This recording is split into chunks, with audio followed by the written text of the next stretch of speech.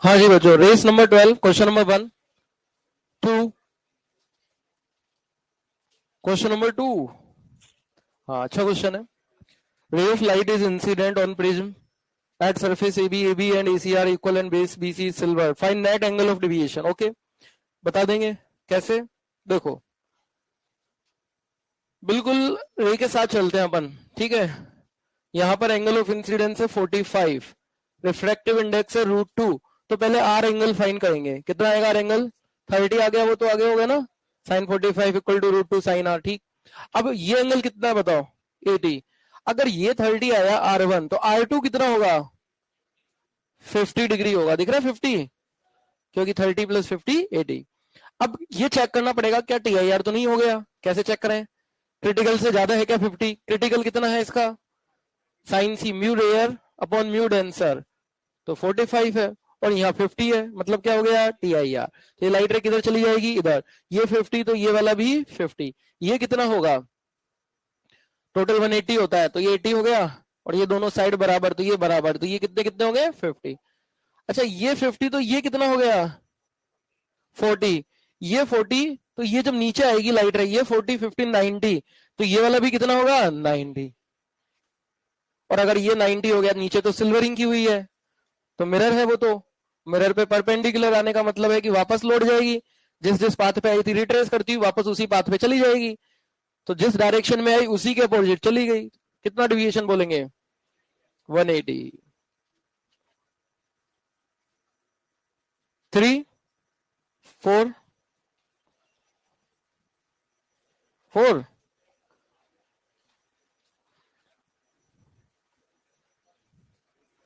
Mu -1 into A. Air that in liquid, air में mu -1 into A क्या होता है? Deviation by thin prism. Thin prism का question number 4, mu -1 into A. लेकिन अगर surrounding air नहीं है तो prism with respect to surrounding लेना पड़ेगा यहाँ पर। तो जैसे एयर में अगर अपने को करना है तो म्यू की वैल्यू 3/2 -1 इंटू ए, ये तो एयर में हुआ। और लिक्विड में कितना होगा? डेल्टा डैश, तो वो हो जाएगा mu prism upon mu surrounding. Surrounding में लिक्विड है 9/7, दोनों को क्या कर दो? डिवाइड, रेशियो आ जाएगा 5 6 7। क्या है ये? ट्रेपेजॉइड। क्या होता है ये? है ट्रेपेजियम होता है। और आइसोसेलेस और बोल दिया है।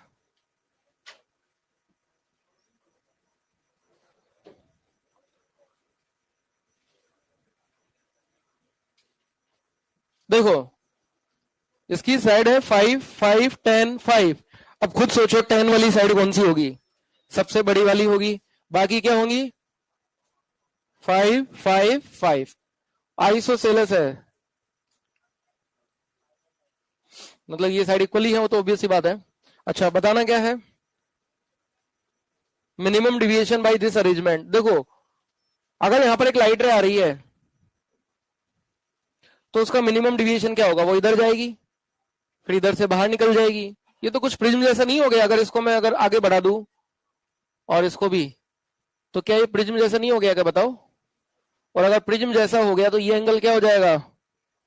यहां से एक तरह से इतना पार्ट कर दिया, तो उससे क्या फर्क पड़ रहा है? लाइट तो नीचे से जिस पार्ट में से जा रही है उस पार्ट में कोई फर्क पड़ रहा है कि ऊपर कट करने से? बोलो। तो मिनिमम डिविएशन का तो वही कॉन्सेप्ट लग जाएगा जो हम पढ़े हैं, 2i - a। क्या? बस ए मिल जाए अपने को। आपको सर ए कैसे मिलेगा? ये वाला देखो, आइसोसेलस है, मतलब है ना, ये आपने सामने वाली साइड बराबर है। तो ये एंगल कितना होगा? देखो, अगर मैं यहां से परपेंडिकुलर ड्रॉप कर दूं, ये 5, तो ये भी कितना होगा? 5। अगर ये 5 है और ये 10 है, तो ये वाला कितना होगा? 2.5। तो ये वाला ट्रायंगल जो बन गया, इसमें cos थीटा लगा दो। 2.5/5 1/2, तो थीटा कितना आ गया? 60। इसी प्रकार ये वाला थीटा भी 60। अगर बच्चों ये 60 ये 60, तो ये भी कितना होगा? बड़ा ट्रायंगल देखो। अरे हाँ या ना? तो मिनिमम डिविएशन तो हो गया अपना काम, 2i माइनस ए हो गया 60। आई कितना होगा लेकिन उसके लिए अपन क्या करें, स्नेल लो। कैसे, जब मिनिमम डिविएशन होता है तो ये a/2 होता है, तो ये a/2 कितना होगा 30, और म्यू कितना है इसका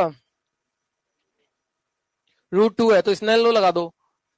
कितना आएगा स्नेल लो लगा के, साइन आई बराबर म्यू साइन आर, तो आई कितना आ गया 45, तो ये कितना आ गया 2 इंटू 45 माइनस 60, 30 डिग्री आ गया।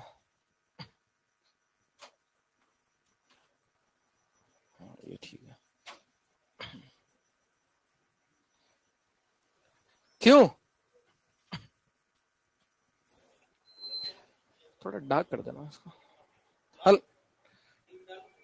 हाँ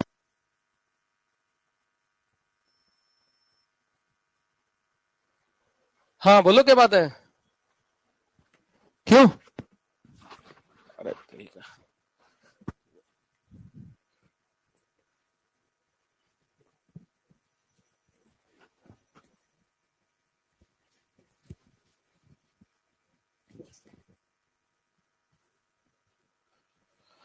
हाँ जी, क्वेश्चन नंबर 7 8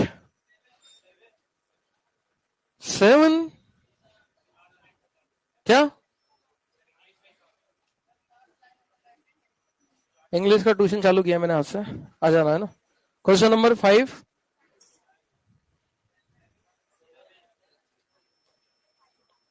ये 5 में ये वाला लगेगा, ये जब वाटर में करेंगे तो mu prism with respect to surrounding लिखना पड़ेगा, तो यहाँ पर 5 वाले में म्यू प्रिज्म 1.5 है, और वाटर में करेंगे तो यहाँ नीचे 4/3 आ जाएगा बस बस। क्वेश्चन नंबर कौन सा 7 बता रहे हैं।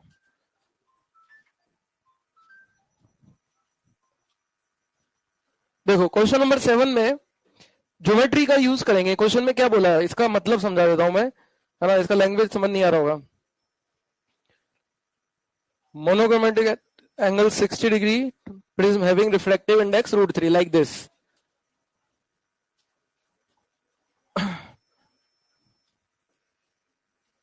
Having undergone double refraction ray emerges in direction normal to first face. इसका मतलब ये है कि ये जो लाइट है देखो ऐसे डिविएट होगी, फिर ऐसे डिविएट होगी, तो ये जो है ना फर्स्ट फेज, ये वाला है फर्स्ट फेज, इसके नॉर्मल मतलब परपेंडिकुलर है, मतलब अगर इसको पीछे बढ़ाए ना तो ये इसके परपेंडिकुलर है, ये है इसका कहने का मतलब। समझ में आया क्वेश्चन का मतलब। अब कैसे करें इसको बताऊं करके सॉल्व। ज्योमेट्री से यहाँ R2 निकालो, कैसे एंगल 90, ये ए तो ये 90 माइनस ए तो फिर ये उतना, फिर ये ऐसा कुछ कुछ करके ये R2 निकाल लो, और R2 निकाल लोगे तो फिर सॉरी ये E निकल जाएगा, तो फिर स्नेल लॉ से R2 आ जाएगा। इधर के स्नेल से क्या पूछा है इसमें, अच्छा एंगल ऑफ प्रिज्म पूछा है, तो ए के टर्म्स में आ जाएगा ये। तो देखो सबसे पहले तो यहाँ पर 60 डिग्री दिया है, तो पहले R1 निकाल लो स्नेल लॉ से, साइन 60 बराबर √3 साइन R1, तो आ जाएगा 1/2, 30 डिग्री आ जाएगा। आगे 30, अगर ये 30 है तो ये R2 कितना होगा, हम जानते हैं R2 a माइनस 30 होगा, R1 प्लस R2 a होता है, बिल्कुल सही बात है। अब ये E कितना होगा, देखो ज्योमेट्री, ये 90, ये a, तो ये कितना होगा 90 माइनस है, तो ये अपोजिट एंगल ये भी 90 माइनस है, और अगर ये 90 माइनस है तो नॉर्मल है ये, तो ये वाला कितना हो गया a। समझ में आया E का वैल्यू। अब लगाएंगे स्नेल लॉ सेकंड सरफेस पर, सेकंड सरफेस पर, तो सेकंड सरफेस पर लगाएंगे, क्या लगेगा साइन √3 साइन R2, R2 हो गया a माइनस 30 इक्वल टू बाहर साइन E कितना है a। अब इसको सोल्व कर लो, a आ जाएगा। आपको सर सोल्व कैसे करेंगे, सोल्व कैसे करेंगे, sine a cos b minus, but इससे काम बन जाएगा क्या, बराबर साइन है। कैसे बनेगा इससे काम, 2 कॉमन आ जाएगा, साइन ए से डिवाइड कर दू दोनों तरफ, या कोस ए से कर दें, tan ए बन जाएगा, या साइन ए से करें, साइन ए से कर देते हैं, तो क्या मिलेगा, क्या मिलेगा, क्या हो गया, मेहनत लगती है मिटाने में। √3/2 कॉमन आ गया, साइन ए से डिवाइड कर दिया, तो इधर बचेगा √3 minus cos A upon sin A cot A equal to इधर क्या बचा 1। बोलो सही है क्या? तो क्या आ गया यहां से √3 minus cot A is equal to 2/√3। Inverse में आएगा कुछ, √3 minus 2/√3 equal to cot A. Cot के इनवर्स में आ गया। आंसर किसके इनवर्स में दिया है?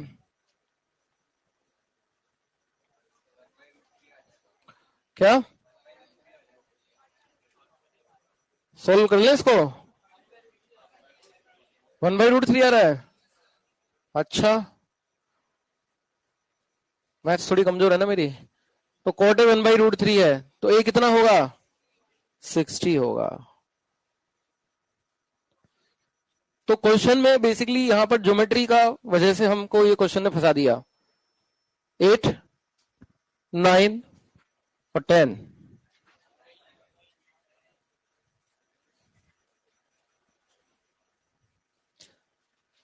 9 खुद से कर लो भाई, क्वेश्चन मेरी तरफ से है ये, ठीक है। हाँ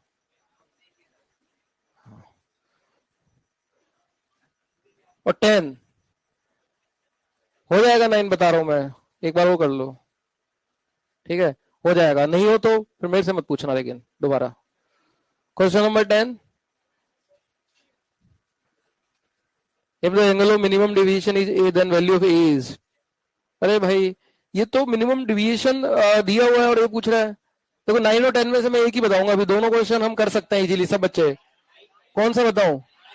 चलो 9 बता देता हूं। तो 9 वाले में देखो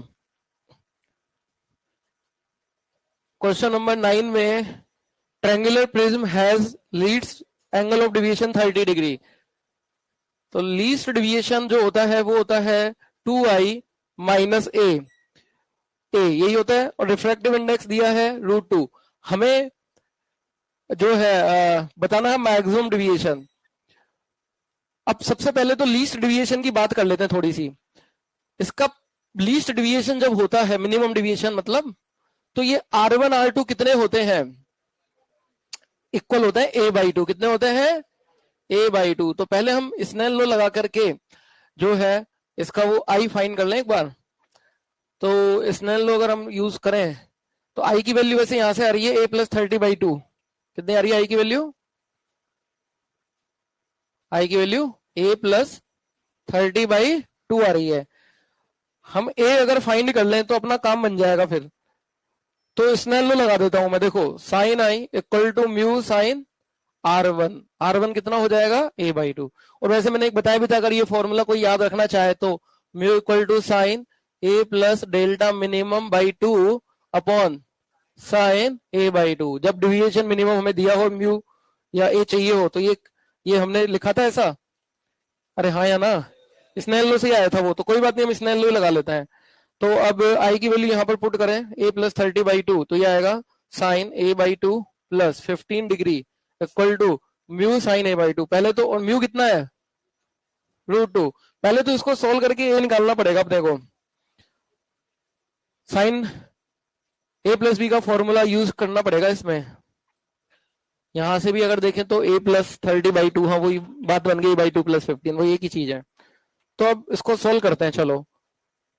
और चलो इसको सोल्व कर भी लिया, उसके बाद मैक्सिमम डिविएशन हमें फाइंड करना है। तो मैक्सिमम डिविएशन के लिए अपन को पता है कि आई कितना होना चाहिए, बोलो।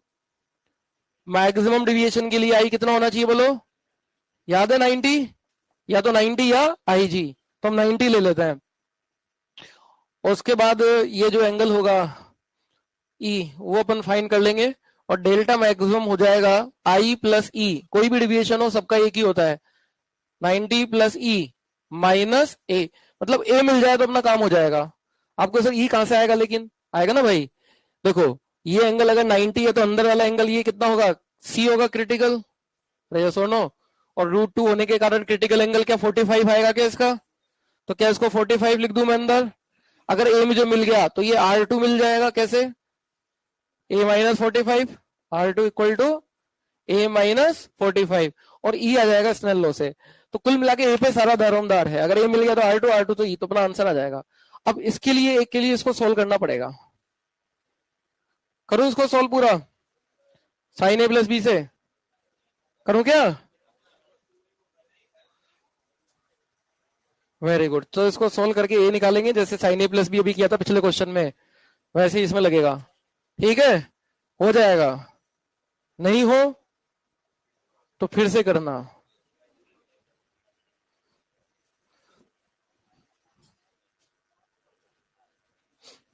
साइन 15 डिग्री आता है, √3 - 1 अपॉन, और कॉस 15 √3 अपॉन, हाँ उसकी जरूरत पड़ती हुई लग रही है इसमें। हाँ कर ही देता हूँ सोल्व यार, तुम फिर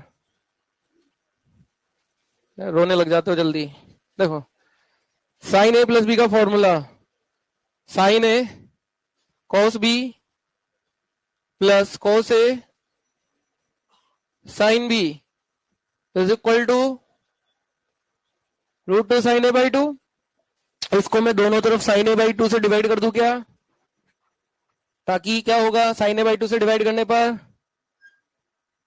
दोनों तरफ, अभी जैसे पिछले क्वेश्चन में किया था सोल्व, वैसे ही यहां पर भी साइन ए बाई 2 से करेंगे तो ये बचेगा क्या, cos 15 plus cot A by 2 sine 15 equal to √2 cot A by 2 कितना आ गया, √2 माइनस कॉस 15 अपॉन साइन 15। अब तो इसको सोल्व कर सकते हैं। cos 15 होता है कितना, √3 + 1 अपॉन 2 √2, और साइन 15 अपॉन कितना आ गया, ये एलसीएम आ जाएगा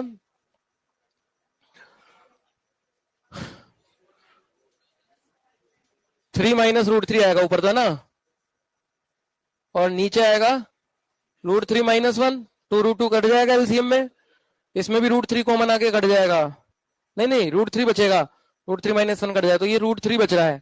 कोट ए बाई 2 √3, यानी ए बाई 2 कितना डिग्री, 30, और अगर ए बाई 2 30 तो ए कितना हुआ बच्चों, तो ए कितना आ गया 60। समझ में आया? अब अपन इसको इसमें पुट करेंगे, ए को 60, तो यहां से कितना आ गया, R2 कितना आ गया बोलो, 15 आ गया। तो E की वैल्यू चाहिए थी मेरे को, E कैसे आएगा, स्नेल लॉ से आएगा, तो Snell law at second surface. Question थोड़ा बड़ा है ये, थोड़ा नहीं काफी बड़ा है, लेकिन तरीका इसका जो है वो बिल्कुल स्ट्रेट फॉरवर्ड है, कुछ घुमावदार है क्या, नहीं।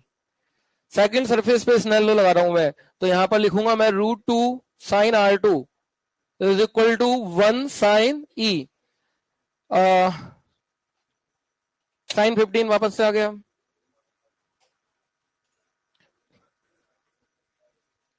वापस साइन 15 को √3 - 1 अपॉन 2 √2, ये कट जाएगा √2 साइन, ये तो इनवर्स में ही छोड़ना पड़ेगा, तो E को साइन इनवर्स √3 - 1/2 यहां लिखेंगे, और ये कितना आ रहा था 60, तो 90 - 60 हो गया 30, तो 30 + E आ रहा है इसका आंसर।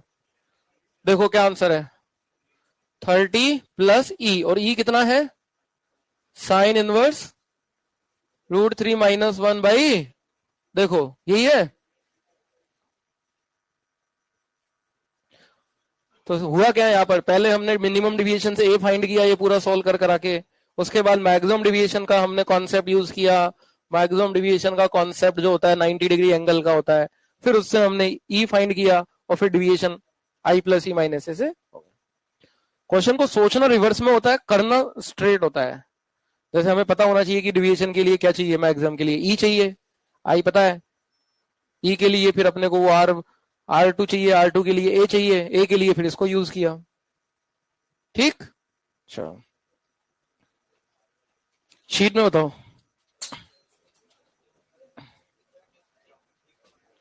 ओवन में, कहां से, बस बस 3, ओवन में कोई डाउट किसी को, 57 to 60,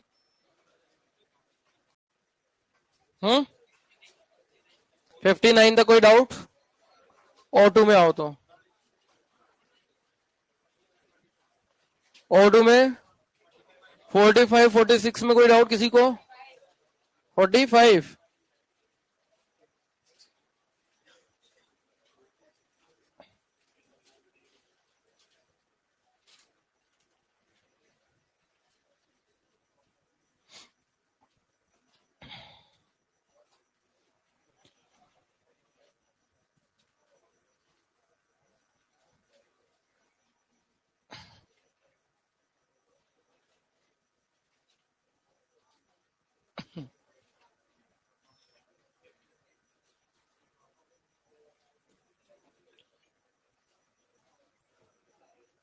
देखो दो मीडियम है म्यू1 म्यू2, ऑप्शन चेक करने होंगे इसमें। तो जैसे पहला ऑप्शन बोल रहा है if mu two greater than mu one can not be a real image, क्या ये बात सही है? चलो चेक करते हैं। Can not be a real image of real object, जैसे एक रियल ऑब्जेक्ट है ये, इससे मैं दो लाइट रे लेता हूं, देखते हैं बिना उसके ही हो जाए सॉल्व तो अच्छा है, इक्वेशन के बिना हो जाए तो बहुत अच्छी बात है, चेक करते हैं। तो यहां से अगर एक लाइट रे इधर गई, ठीक है, अब मान लो कि ये ऑब्जेक्ट सेंटर के उधर है, दो केस होंगे, या तो सेंटर के लेफ्ट या राइट। अगर सेंटर के लेफ्ट है तो ये जो है नॉर्मल ऐसे बनेगा, ये एंगल आई हो गया, और म्यू2 ज्यादा है म्यू1 से। मैं पहला ऑप्शन चेक कर रहा हूं, इसमें हर ऑप्शन में अलग अलग चेक करना पड़ेगा। म्यू2 अगर बड़ा है तो लाइट रे किधर मुड़ेगी? टुवर्ड नॉर्मल, तो ऐसे होगी। तो क्या ये लाइट कभी एक्चुअली में मीट कर सकती है? नहीं। तो क्या रियल इमेज बनेगी? क्या नहीं, नहीं बनेगी। लेकिन अगर ऑब्जेक्ट सेंटर के इधर हुआ होता तब तब देखते हैं क्या होता है। ये सेंटर है, ऑब्जेक्ट इधर है, तो इसकी एक लाइट रे तो ऐसे ले ली मैंने, एक लाइट रे ऐसे ली। अब ये नॉर्मल की तरफ मुड़ेगी ऐसे, तो नॉर्मल की तरफ मुड़ के भी ये इतना ज्यादा तो नहीं हो सकती ना कि ये इधर नीचे आ जाए। तो क्या ये एक्चुअली में मीट करेगी? क्या नहीं। तो क्या रियल इमेज बनेगी? क्या नहीं। ऑप्शन ए सही है, सही ऑप्शन है। क्या सही है? बस ऐसे चेक कर लिया। ऐसे ही बी ऑप्शन, म्यू2 ग्रेटर में can not be a real image of virtual object, can not be a real image of virtual object, क्या ये बात सही है? वर्चुअल ऑब्जेक्ट मतलब, अच्छा इस क्वेश्चन को अगर वैसे सॉल्व करते बिना डायग्राम के, तो रियल इमेज के लिए v को ग्रेटर देन 0 करते। मैंने क्वेश्चन कराया था ना रियल इमेज की कंडीशन, बट वो बहुत ज्यादा टाइम कंज्यूमिंग हो जाता। ऐसे ही हो गया चेक। ऐसे बी ऑप्शन चेक कर लेते हैं। There can not be real image of virtual object, virtual object कैसे होगा? लाइट रे अपीयर टू मीट हो आगे की तरफ, हाँ या ना? तो ये वर्चुअल ऑब्जेक्ट है, क्या इसकी रियल इमेज बन सकती है? There can not be a real image ऐसा बोल रहे हैं, चेक करते हैं। तो यहाँ नॉर्मल बनाओ, नॉर्मल हमेशा कहां से पास होगा? सेंटर से। ये नॉर्मल है, और ये लाइट रे किधर बैंड होगी? म्यू2 ग्रेटर देन म्यू1 है, नॉर्मल की तरफ बैंड होगी। नॉर्मल की तरफ बैंड होकर के हो सकता है कि वो इतनी ज्यादा बैंड ना हो, थोड़ी सी बैंड हो ऐसे, और थोड़ी सी बैंड होकर के यहाँ पर एक्चुअली में कहीं मीट कर जाए, और एक्चुअली में मीट कर गई तो क्या रियल इमेज बन गई? बन गई ना। और ज्यादा ही बैंड कर जाए तो हो सकता है मीट ना भी करे, तो रियल इमेज बन भी सकती है, नहीं भी बन सकती। तो ये बोल रहे हैं कि नहीं बनेगी, तो गलत बात है, बन सकती है। समझ में आया रे डायग्राम? कोई डाउट हो तो बता देना। इसी प्रकार सी ऑप्शन है म्यू1 ग्रेटर देन म्यू2। अब चेक कर लोगे सी डी खुद से करना, चेक नहीं हो तो अगली क्लास में पूछ लेना। थर्ड 46 क्या? D1 इक्वल टू 120,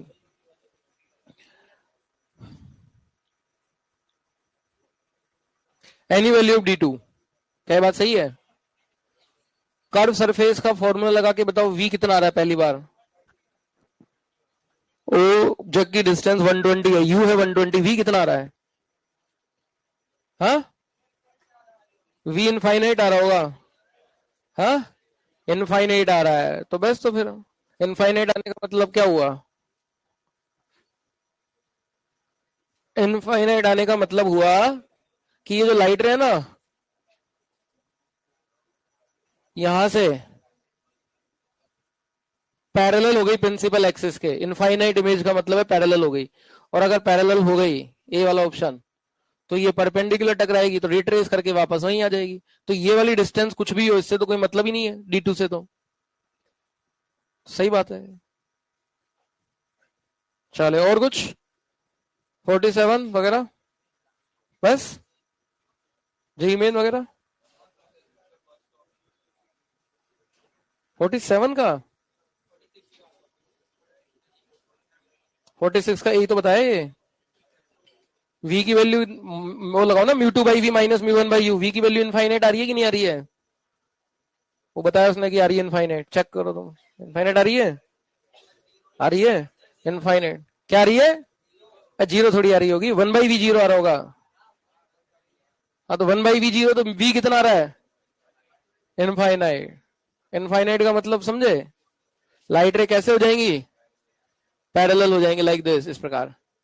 पैरेलल होगी तो मिरर पे परपेंडिकुलर जाएंगे तो वापस रिट्रेस कर जाएंगे, वहीं आ जाएगी, तो फाइनल इमेज ऑब्जेक्ट भी बनेगी। अच्छा, तो आज हम लेंस फॉर्मूला पर बेस्ड कुछ प्रॉब्लम सॉल्व करेंगे, एंड देन हम पावर ऑफ लेंस पढ़ेंगे और कॉम्बिनेशन ऑफ लेंस, कुछ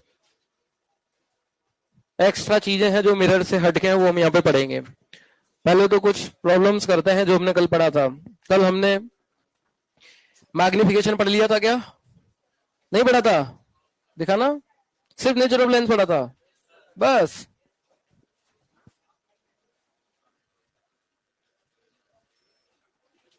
लिखो मैग्निफिकेशन, तो फिर मैग्निफिकेशन भी देख लेते हैं।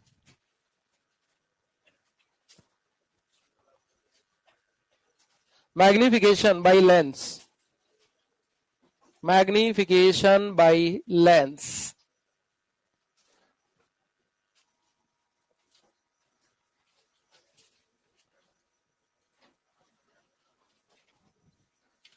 हाँ जी बच्चों, मैग्निफिकेशन क्या होता है?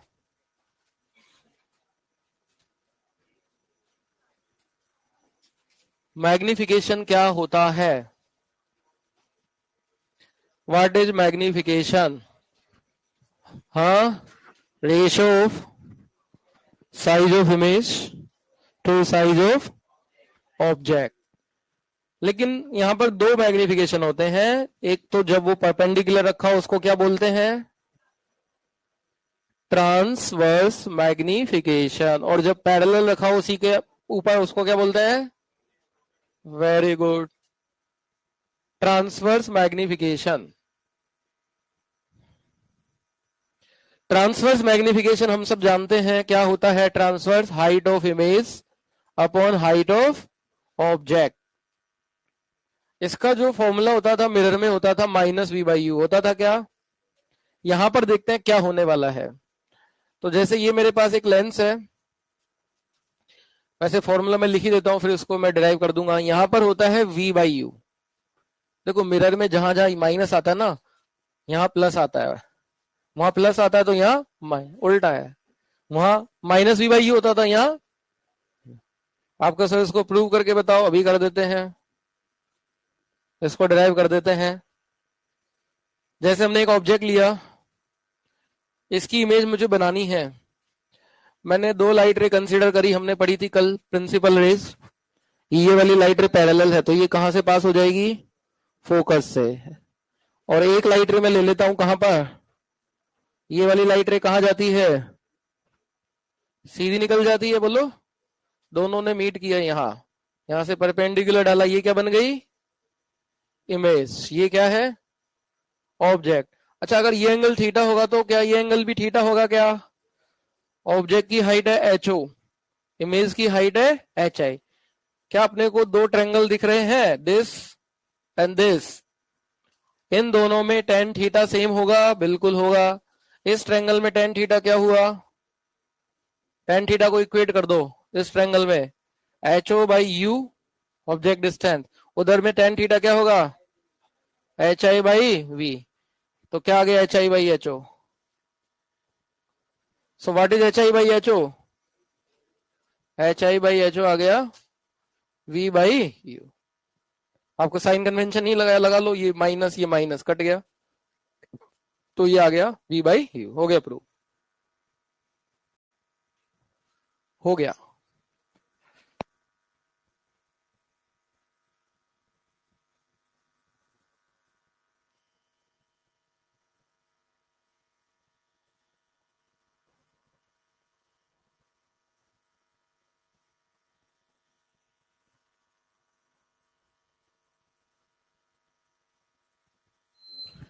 हाँ जी बच्चों,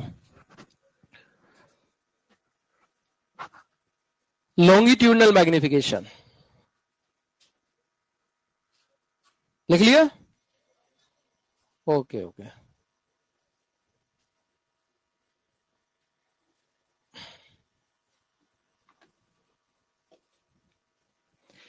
और देखो एक चीज और, मैग्निफिकेशन, ठीक है।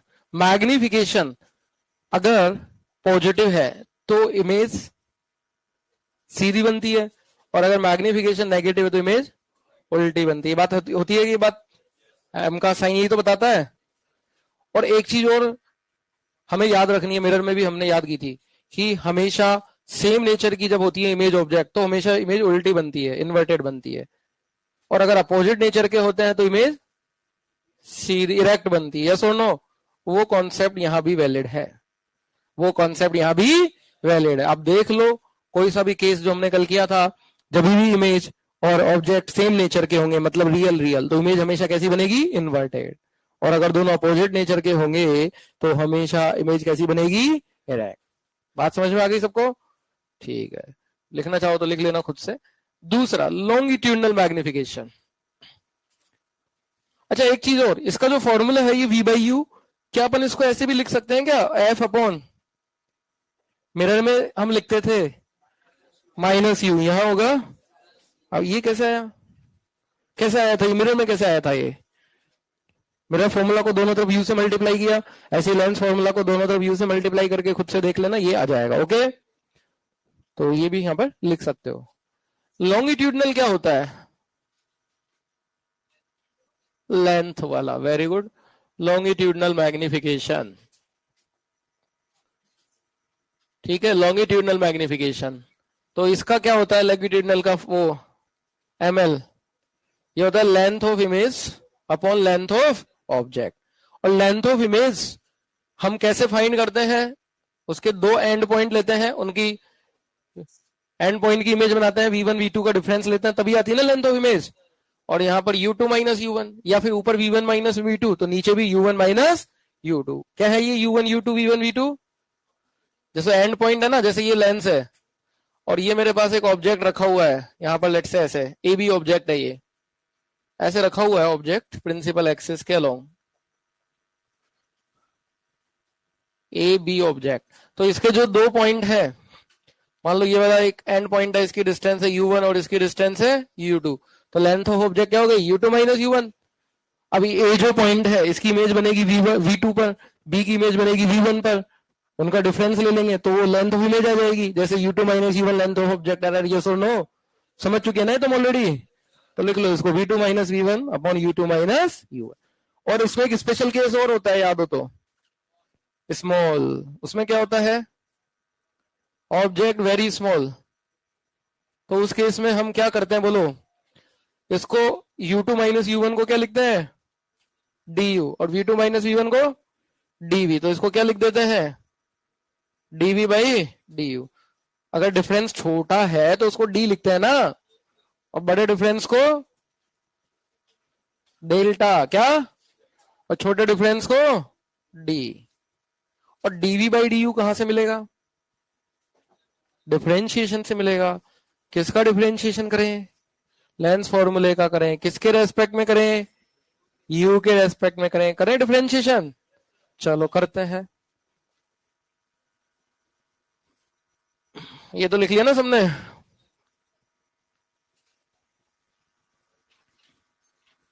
चलो फटाफट से डिफरेंशिएशन कर लेते हैं। Lens formula 1/v minus 1/u, इसको हम करेंगे डिफरेंशिएट। किसके रेस्पेक्ट में? u के रेस्पेक्ट में। और ये डिफरेंशिएशन भी हम ऑलरेडी कर चुके थे पहले। तो 1/v का डिफरेंशिएशन क्या होगा बताओ? माइनस 1/v स्क्वायर होगा, into into dv by du, क्योंकि u के रेस्पेक्ट में है। इसका डिफरेंशिएशन क्या होगा माइनस 1/u का? माइनस 1/u स्क्वायर, तो 1/u स्क्वायर हो जाएगा, और 1/f तो कांस्टेंट है, इसका डिफरेंशिएशन 0। तो क्या गया? dv by du। इसको इधर भेज दो, v square by u square. और v square by u square को क्या मैं एम स्क्वायर लिख सकता हूं क्या? अरे बोलो। तो ml क्या हो गया? सो ml क्या हो गया? M square. और मिरर में क्या था छोटे ऑब्जेक्ट का? ml minus. तो देखो वहां माइनस आया तो यहाँ प्लस। तो देख रहे हो वहां जहां जहां माइनस आ रहा है यहाँ प्लस, और जहां वहां प्लस तो यहाँ माइनस। लिख लो इसको। तो ये होता है मैग्निफिकेशन।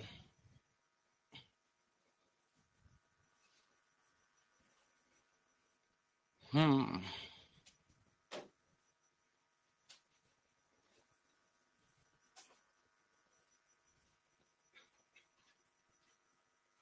अब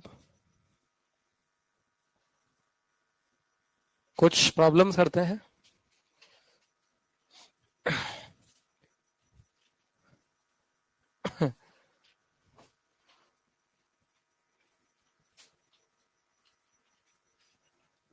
करें, लिखो, लेट्स टेक सम एग्जांपल्स।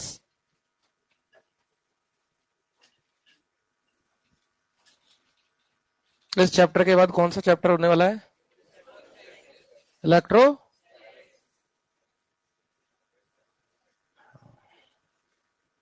इस वीक के लास्ट तक हो जाएगा या अगले वीक से, क्योंकि अभी ये लास्ट में चल रहा है। तो हाँ, टेस्ट में आएगा, पूरा थोड़ी आएगा, जितना पढ़ाया जाएगा। कुलम लो तक आएगा, बेसिक स्टार्टिंग वाला। हाँ,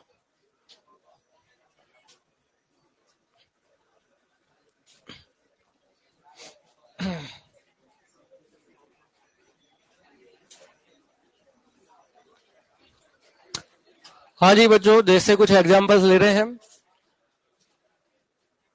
हमारे पास दो लेंस रखे हुए हैं, देखो इधर, बातें मत करो। ये कौन सा लेंस है बताओ मुझे? कॉन्वेक्स, मतलब कन्वर्जिंग है ये। और ये कौन से का?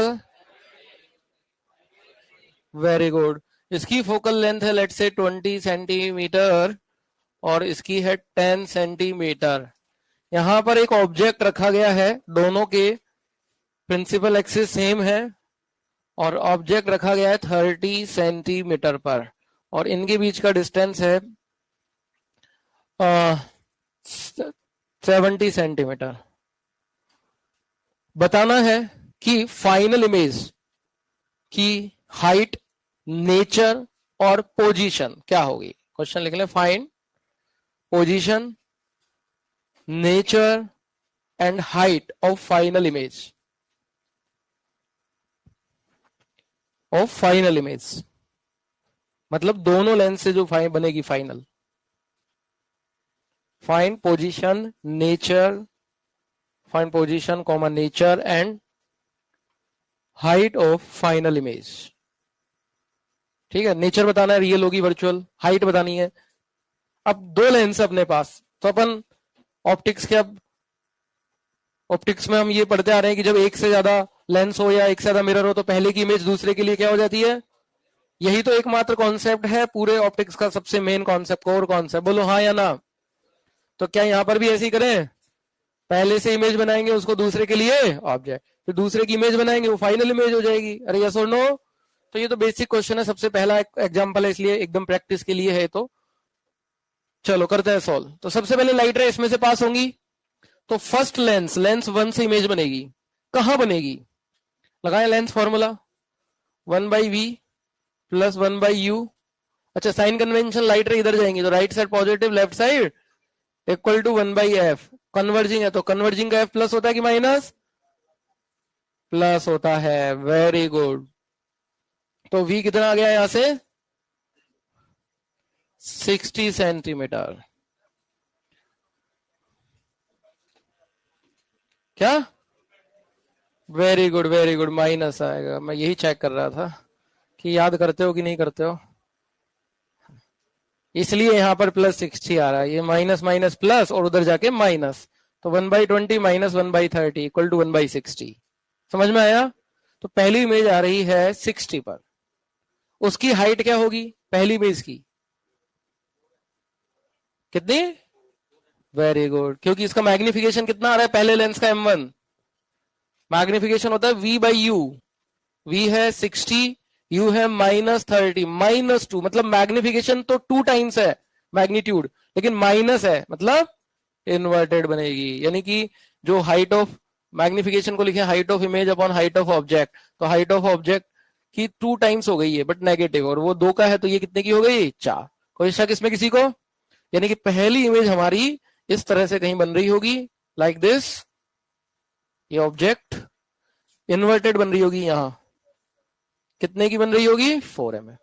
अब बच्चों ये जो रे है लाइट रेज उधर से आई इधर इमेज बनाई फिर सेकंड लेंस में जाएगी सेकंड लेंस की इमेज बनेगी अब तो उसके लिए ऑब्जेक्ट डिस्टेंस क्या लेंगे बोलो वेरी गुड क्योंकि ये कितना आ रहा है 60 तो ये कितना बचा 10 लेकिन लाइट रे जाएंगी तो राइट साइड तो साइन कन्वेंशन किधर पॉजिटिव होगा राइट अरे यस और नो तो सेकंड लेंस की बात करते हैं लेंस 2 इसके लिए u क्या हो गया -10 v कितना आएगा 1/v -1/u equal to 1/f अच्छा f कितना लिखो इसका प्लस की माइनस वेरी गुड तो ये कितना आ गया अपने पास -2/10 -1/5 यानी v आ गया -5 यानी इमेज जो बनेगी माइनस माइनस मतलब यहां बनेगी इधर ये जो सेकंड लेंस है ना इसके -5 मतलब I1 तो यहां थी 10 पर अच्छा मैग्निफिकेशन कितना होगा इसका M2 सेकंड वाले लेंस का v बाई u से -5 u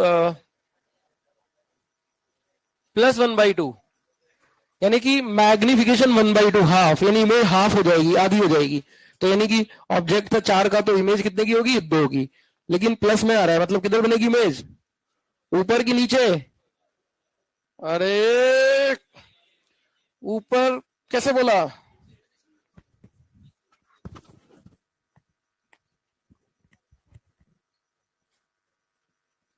M प्लस का मतलब होता है इरेक्ट इमेज का मतलब होता है सेम साइड ऑफ ऑब्जेक्ट ऊपर अभी इतना ऊपर बुला लिया और कितना ऊपर भेजे सेकंड फ्लोर पे आगे फर्स्ट से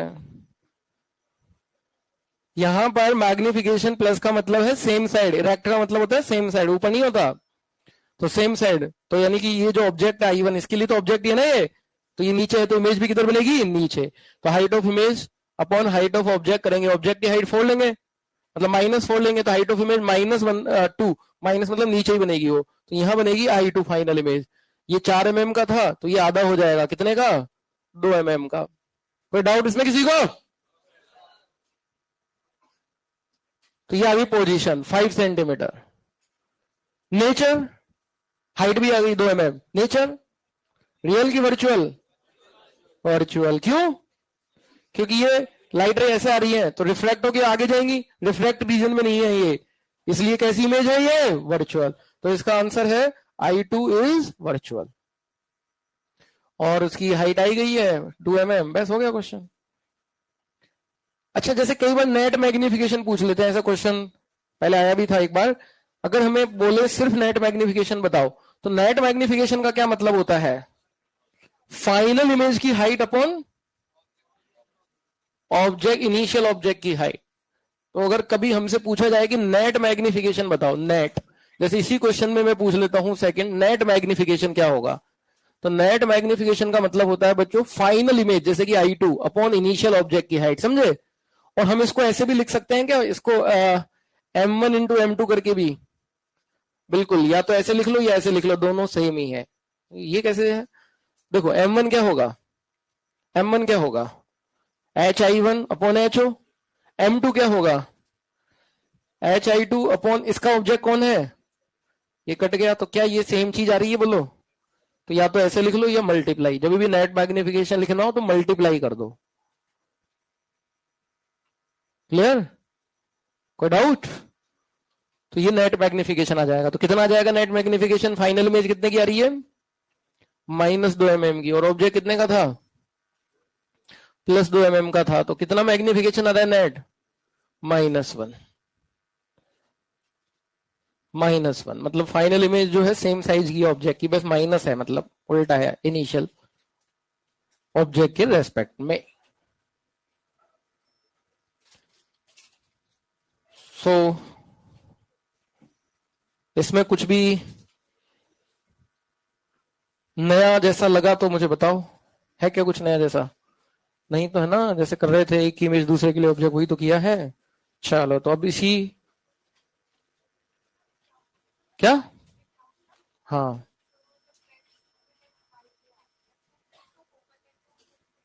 हाँ फोकल लेंथ 10 है हाँ ऑब्जेक्ट भी 10 पे है इमेज इन्फिनिटी पे बननी चाहिए क्या फोकस पे ऑब्जेक्ट होता है तो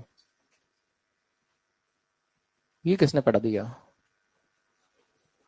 ऑब्जेक्ट फोकस पे होता है तो इमेज इन्फिनिटी पर होगी, क्या ये सही बात है?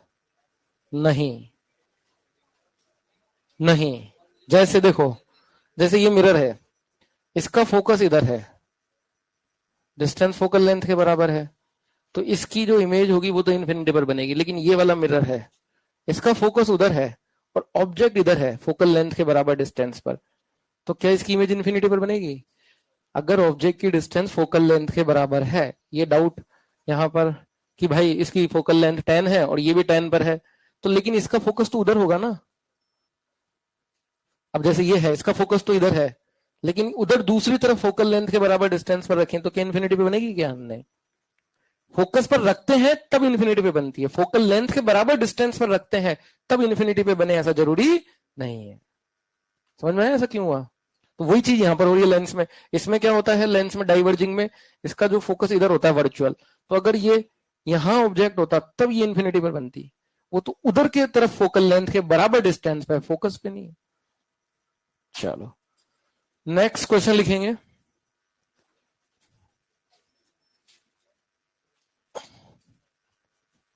ये क्वेश्चन भी एक शीट में कि अगर एक ऑब्जेक्ट की डिस्टेंस मिरर में था, याद हो तो, अगर होगा या भी आ जाएगा या तो आगे होगा, कि ऑब्जेक्ट की डिस्टेंस अगर फोकल लेंथ के बराबर है तो क्या उसकी image must be at infinity, may be at infinity, ऐसे ऑप्शन थे उसमें, रेस में या शीट में था कहीं ना कहीं, तो मुझे याद आ रहा है। तो उसका आंसर क्या था? मे बी इन्फिनिटी, है ना। तो ये क्वेश्चन जानबूझ के डाला गया रेस में क्योंकि आता है डाउट, ये जेन्युइन डाउट है ये, क्योंकि ज्यादातर बच्चों को ये आ जाता है, तो इसलिए क्वेश्चन भी डाल रखा है ये हमने। चलो नेक्स्ट क्वेश्चन देखो।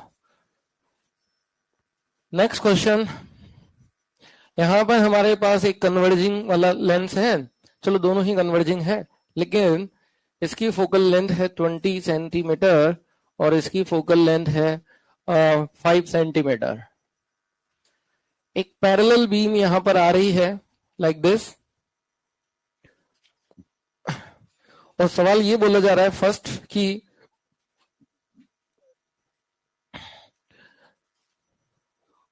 क्वेश्चन लिखो, find first part distance between both lenses so that final beam is also parallel to principal axis.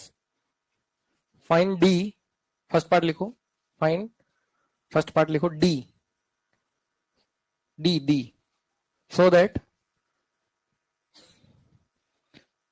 final beam is also parallel to principal axis.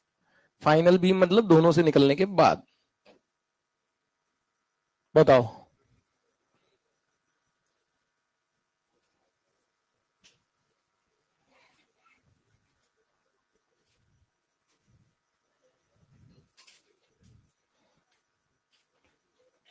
ये तो देखते ही बताने वाला है। किस किस को आ गया 25? Very good. कैसे, कौन एक्सप्लेन करेगा? हाँ ये करेगा, हाँ 20 पे मिल जाएगी बीम, वेरी गुड।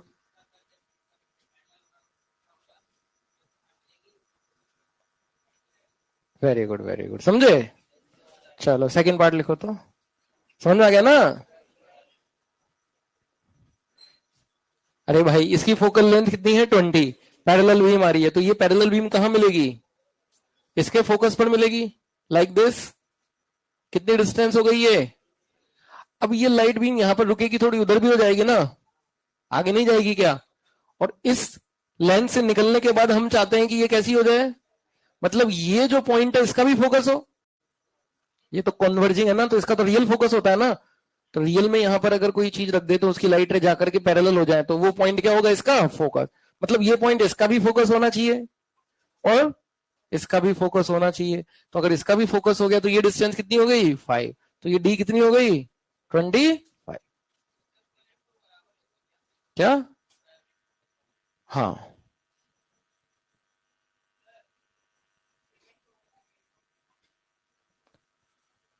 नहीं, ये अगर इधर भेज देंगे आगे तब क्या होगा, खुद सोचो।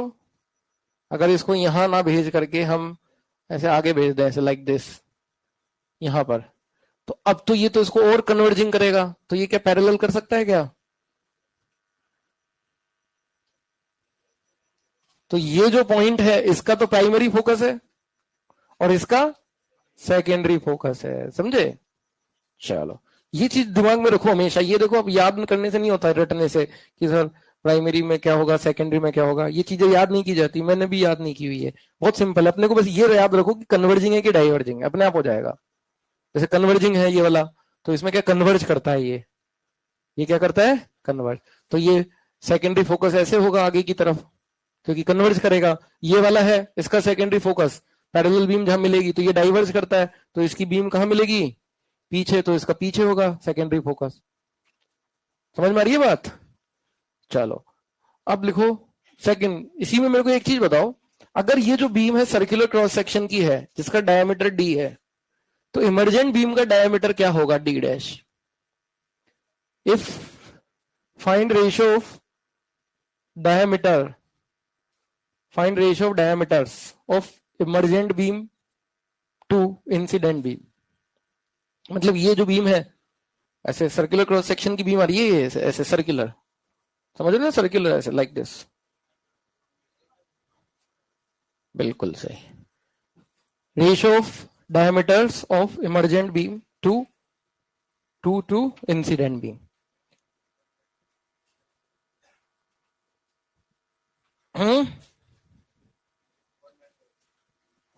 बिल्कुल सही।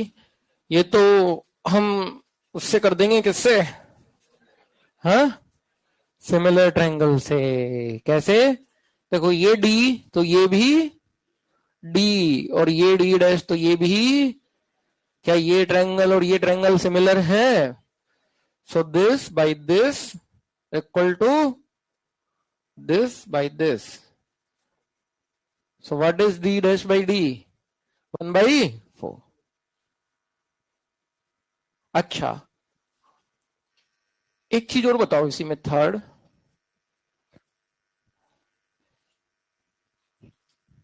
Ratio of intensities of incident beam, ratio of intensities,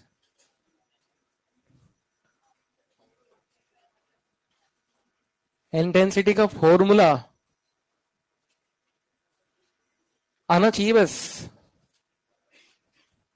मैं बता देता हूं इंटेंसिटी का formula, power upon perpendicular area. मतलब पावर क्या होती है नहीं जानते,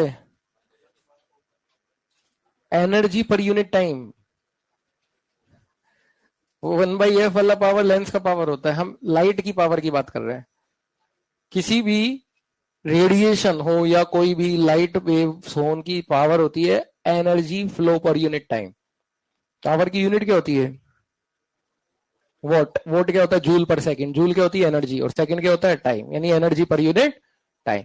पर सेकंड कितनी एनर्जी फ्लो हो रही है किसी उससे, जैसे मान लो भी छुट्टी हो गई, क्लास में सब बच्चे बाहर जा रहे हैं, तो पर सेकंड कितने स्टूडेंट फ्लो हो रहे हैं इस गेट से, वो गेट की पावर हो जाएगी। ऐसे किसी क्रॉस सेक्शन से कितनी पावर फ्लो हो रही है, उसको सॉरी एनर्जी फ्लो हो रही है पर सेकंड, उसको कहते हैं पावर। तो कोई बात नहीं, नहीं आता तो ये फॉर्मूला हम लोग को याद रख लो, है ना।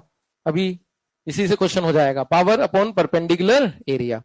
तो क्वेश्चन में हमें पूछा है रेशियो ऑफ इंटेंसिटीज, तो बच्चों हाँ, तो एक चीज और लिख लेना क्वेश्चन में, ratio of intensities assuming no power loss,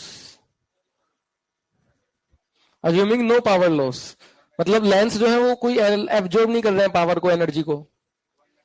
हाँ बिल्कुल सही। कैसे करेंगे, अब देखो इसको बहुत सिंपल है। अगर पावर लॉस नहीं हो रहा है मतलब एनर्जी कंजर्व है, यानी पावर कंजर्व है, तो पावर को हम लिखेंगे इंटेंसिटी इनटू परपेंडिकुलर एरिया। अब इनिशियल और फाइनल पावर इक्वल है, तो पावर अगर इक्वल है तो इनिशियल जो होगा इंसिडेंट बीम, उसकी पावर को हम लिख सकते हैं, उसकी इंटेंसिटी I1, और उसका परपेंडिकुलर एरिया, ये एरिया क्या परपेंडिकुलर बन रहा है क्या बीम के, बताओ। ये सर्कुलर क्रॉस सेक्शन है तो इसका एरिया पाई आर स्क्वायर होगा, क्या बोलो, अरे बोलो तो, सर्किल का एरिया पाई आर स्क्वायर, यानी d/2 का स्क्वायर। ये है इनिशियल पावर, और फाइनल पावर, पावर कांस्टेंट करनी है अपने को, इनिशियल बराबर फाइनल। फाइनल इंटेंसिटी मान लो इसकी I2 है, तो इसकी जो है एरिया क्या हो गया, पाई आर स्क्वायर, तो d dash square by 4, yes और no. So what is I2 by I1, और I1 बाई I2 जो भी हमें पूछा जाएगा, तो I2 बाई I1 हो गया d upon d dash square, और d बाई d डैश अपना आया था, कितना आया था, 4 आया था। तो ये आ जाएगा 60, यानी इंसिडेंट बीम से ज्यादा इंटेंसिटी इसमें होगी, क्योंकि इसका एरिया कम हो रहा है तो इसलिए इसकी इंटेंसिटी ज्यादा है। इंटेंसिटी मतलब एक तरह से कम एरिया में ज्यादा पावर डाल दी तो इंटेंसिटी ज्यादा हो गई, और वही अगर फैल जाए ज्यादा एरिया में तो इंटेंसिटी कम हो जाएगी। जैसे ये एक्सपेरिमेंट सबने किया होगा कि हम लेंस को रखें अगर सनलाइट में और उसको पीछे फोकस के बराबर डिस्टेंस पे पेपर रखें तो थोड़ी देर में वो जल जाएगा, लेकिन ऐसे ही रख दें तब नहीं जलेगा। रीजन, क्योंकि वो लाइट रेज को एक ही पॉइंट पे ला रहा है, तो कम एरिया में ला रहा है, इंटेंसिटी बढ़ जा रही है, उससे क्या हो रहा है, इंटेंसिटी बढ़ने से वो जल जा रहा है। अदरवाइज तो सब फैल जाएगी लाइट रेज, तब उसकी इंटेंसिटी कम हो जाएगी। ऐसे ही हमारा फोकस होता है, अगर वो फैल गया तो उसकी जो है ताकत कम हो जाएगी, और अगर एक ही डायरेक्शन में आ गया, जैसे लाइट रे एक ही डायरेक्शन में आए तो जैसे जल जाता ना, कागज नहीं जल जाता, तो उसकी जो है ताकत बढ़ जाएगी। समझे? चलो कोई बात नहीं, तो समझ जाएंगे हम धीरे धीरे, है ना। अभी तो नन्हे मुन्ने बच्चे हैं। लिखो, नन्हे मुन्ने तो नहीं है खैर। अगला क्वेश्चन लिखो। नेक्स्ट क्वेश्चन अगला मैं दे रहा हूं, सेम ही क्वेश्चन है, बस इस बार मैं जो है दूसरे लेंस को चेंज करके डाइवर्जिंग बना दे रहा हूं। क्वेश्चन सेम ही है कि find D so that emergent beam is also, ये कोएक्सियल है, इसकी फोकल लेंथ वही 20 है और इसकी फोकल लेंथ वही 5 ही है। क्वेश्चन यही है, find D so that final emergent beam is also parallel to principal axis. Same question है, बस लेंथ चेंज कर दिया, डाइवर्जिंग कर दिया। चलो इसका आंसर देखते क्या होगा। क्या हम्म कौन कौन सोच पा रहा है ये?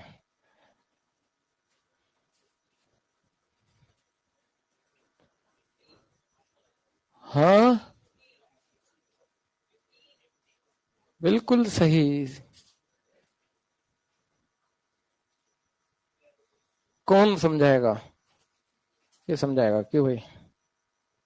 आगे, अब ये क्या नाम है इसको, आगे। हाँ, आगे आंसर कैसे आया? आगे वाले फोकस पे जाएगी। Very good. देखो वैसे याद नहीं रखना, प्राइमरी सेकेंडरी एपिसोड रटेंगे हम, नहीं रटना नहीं है। ये कौन सा लेंस है हमें ये पता होना चाहिए, कौन सा लेंस है ये, डाइवर्जिंग। तो ये पैरेलल तब करेगा अगर इसका फोकस रियल नहीं होता। अगर यहाँ अगर रियल फोकस होगा तो ये अगर लाइट रह जाएगी तो ये तो और डाइवर्ज कर देगा। पैरेलल करेगा क्या? कब पैरेलल करेगा ये? जब जब जब जब जब लाइट रे लाइक दिस, इसके कहीं आगे वाले पॉइंट पर इसका फोकस जो होगा प्राइमरी, वो आगे की तरफ होगा ना, प्राइमरी फोकस ये। फिर यहां से डाइवर्ज करेगा इनको ये, और फिर क्या कर देगा ये, पैरेलल। तो ये जो लेंस है इसके लिए लाइट रे कहाँ आनी चाहिए, इसके फोकस पर आनी चाहिए। कॉन्सेप्ट वही है, जिस पॉइंट पर लाइट रे मिलेगी वो दोनों का फोकस होना चाहिए, उसका सेकेंडरी इसका प्राइमरी। लेकिन इसका प्राइमरी फोकस कहाँ होगा, इधर होगा कि इधर होगा? इधर होगा ना। तो मतलब लाइट रे जो इसकी आएंगी वो कहां पर जानी चाहिए, इसके लाइक दिस, इस प्रकार से जानी चाहिए, ऐसे यहां पर आगे जानी चाहिए। कितना आगे जानी चाहिए? हाँ 5 सेंटीमीटर आगे जानी चाहिए, 5 सेंटीमीटर। ऐसा इसलिए क्योंकि ये पॉइंट जो है इस पर जब लाइट रे आएंगी तो इस लेंस को लगेगा कि यार ये मेरे फोकस पे आ रही है, और अगर मेरे फोकस पे आ रही है तो ये क्या करेगा, इन लाइट रे को पैरेलल रवाना कर देगा। बोलो यस और नो। और ये पॉइंट जो है इसका भी फोकस है, इसका तो प्राइमरी है, और उसका क्या होगा, सेकेंडरी, क्योंकि ये तो पैरेलल बीम को अपने फोकस पे ही मिलाएगा। अरे हाँ या ना। तो ये पॉइंट दोनों का फोकस हो गया, तो उसका फोकस है, मतलब वहां से कितनी डिस्टेंस हो गई है, 20। तो इस बार जो है डी फिर कितना होगा, डी कितना होगा फिर, डायग्राम से दिख गया कितना, 15। तो लिख लो आंसर 15।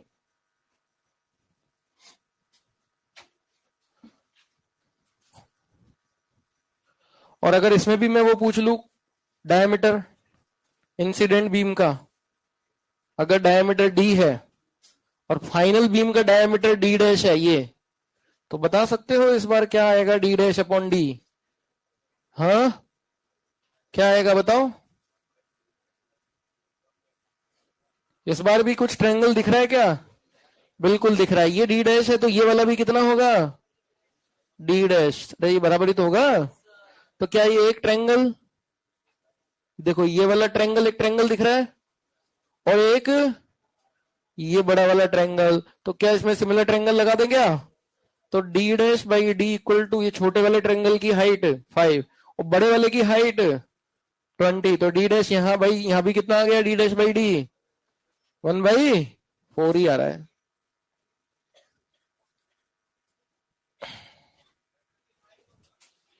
हाँ 25 होगा। क्या कहते हो? 25 होगा। हाँ, सब बच्चे मना कर रहे नहीं होगा। वो लग रहा है अपने को ऐसा। हाँ बड़ा वाला ही लिया है।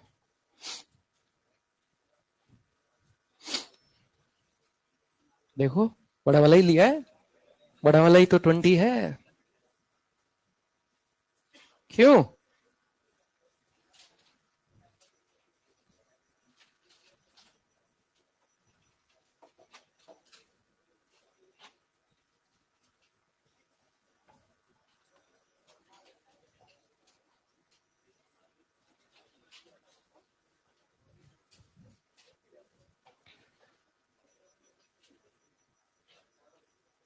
नेक्स्ट क्वेश्चन लिखो।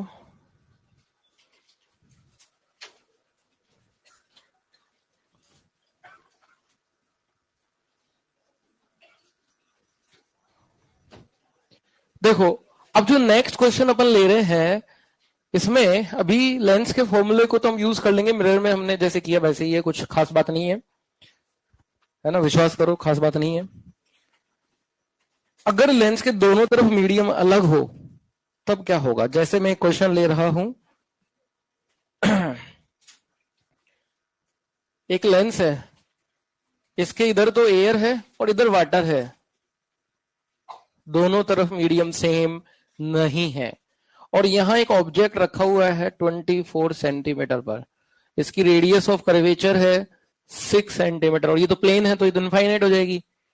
अब बोला है कि इसकी इमेज कहां बनेगी? Find distance of image from lens. सो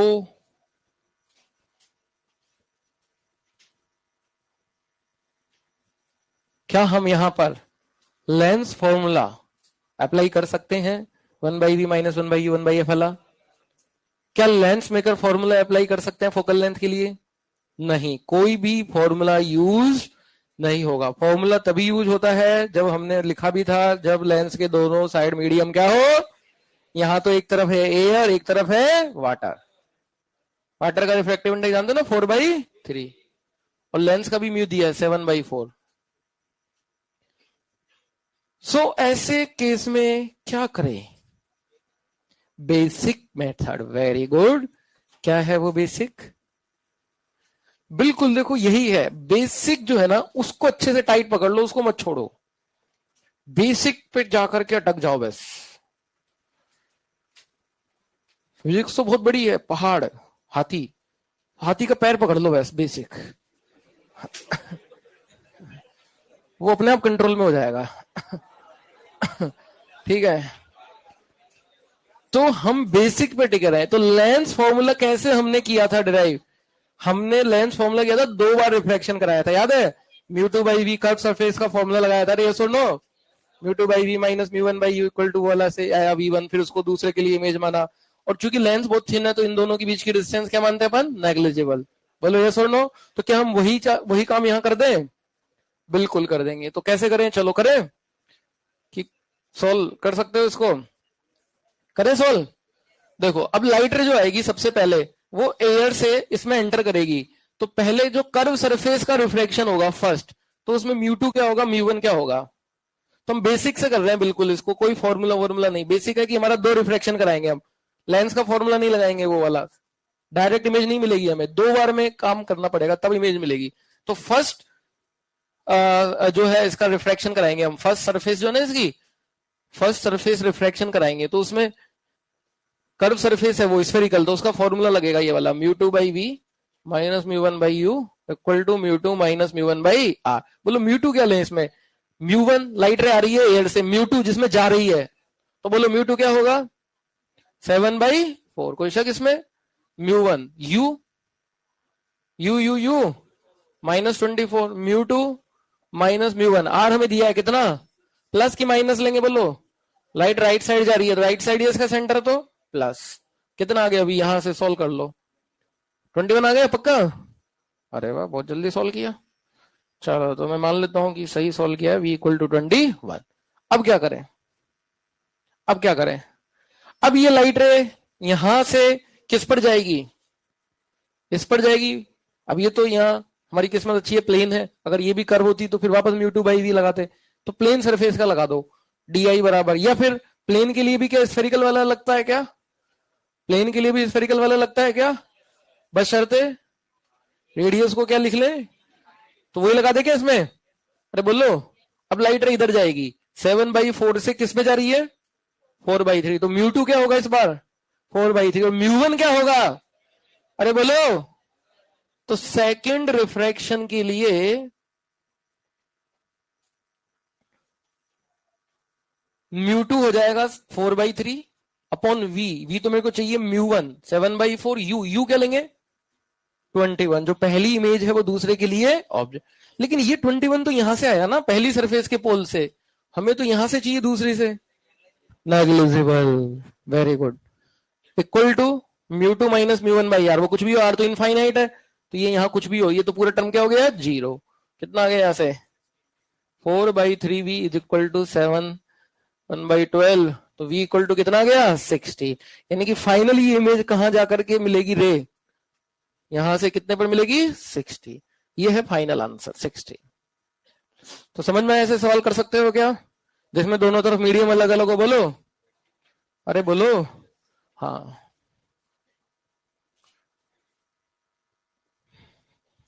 अच्छा इसको हम, अगर कोई बोले कि क्या लेंस फॉर्मूले से कुछ करके कैसे भी करके क्या लेंस फॉर्मूला लगा के सोल्व किया जा सकता है क्या, यस कर सकते हैं। देखो मैं एक दूसरा मेथड और बताता हूं जो यूज नहीं करना, बस बता देता हूं नॉलेज के लिए, ठीक है, क्योंकि यही बहुत इजी है, इसी से आसानी से हो गया क्वेश्चन सोल्व। क्या है दूसरा मेथड, इसको लिख लो पहले एक बार,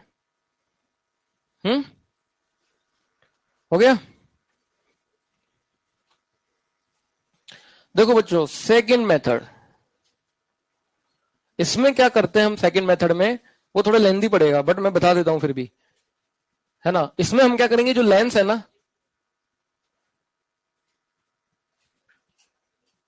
और ये जो वाटर है यहां से, इन दोनों को थोड़ा सा अलग कर दो,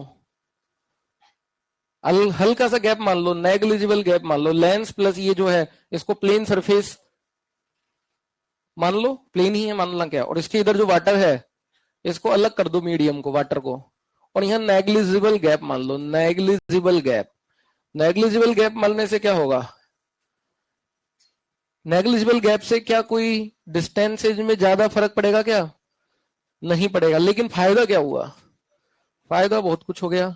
अब इधर भी गैप मान ली अगर हल्का सा, तो इधर भी एयर, एयर पूरा हर तरफ एयर एयर हो जाएगी ना, तो दोनों तरफ मीडियम क्या हो गया सेम, तो अब हम लेंस फॉर्मूला यूज कर सकते हैं। तो पहले लेंस का फॉर्मूला बनाएंगे पूरे का, बट लेंस फॉर्मूला करने के लिए लेंस की फोकल लेंथ निकालेंगे, फिर इसकी वी निकालेंगे, फिर उस वी को इस प्लेन सरफेस रिफ्लेक्शन के लिए ऑब्जेक्ट मानेंगे, और प्लेन सरफेस का डिस्टेंस ऑफ इमेज का फॉर्मूला से फाइनल इमेज निकालेंगे। तो ये भी तरीका है, जिसको करना है एक बार करके देखना, क्यूरियोसिटी अगर है करने की तो इसको करके देखना, आंसर देखना ये आता है कि नहीं आता है, बिल्कुल आएगा, ठीक है। ऐसे जस्ट नॉलेज के लिए बताया मैंने ये, बट रिकमेंडेड तो अभी इस क्वेश्चन में यही वाला है ना, ये बराबर ही उतना ही है। तो कहीं भी हम लेंस के साथ अगर कोई चीज चिपका रखी है कोई मीडियम, तो थोड़ा सा गैप मान सकते हैं, उससे कोई फर्क नहीं पड़ेगा।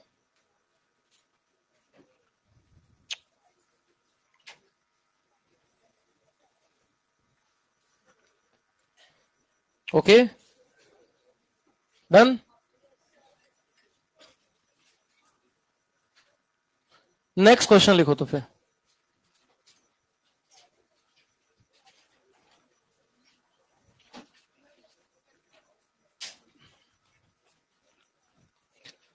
देखो एक और क्वेश्चन लिखते हैं। क्वेश्चन क्या है, हमारे पास एक लेंस है और एक मिरर है। मिरर की फोकल लेंथ है 10 सेंटीमीटर, लेंस की फोकल लेंथ है 20 सेंटीमीटर। यहां पर एक ऑब्जेक्ट रखा हुआ है, पॉइंट ऑब्जेक्ट 30 सेंटीमीटर पर, और ये डिस्टेंस है डी। बताना है डी, ताकि फाइनल इमेज ऑब्जेक्ट पर ही बन जाए। कौन सी बार आया है ये वाला सवाल? तीसरी तो नहीं है, चौथी पांचवी बार आ रहा है। Find D so that final image forms on object itself. चलो इसका आंसर मुझे बताओ।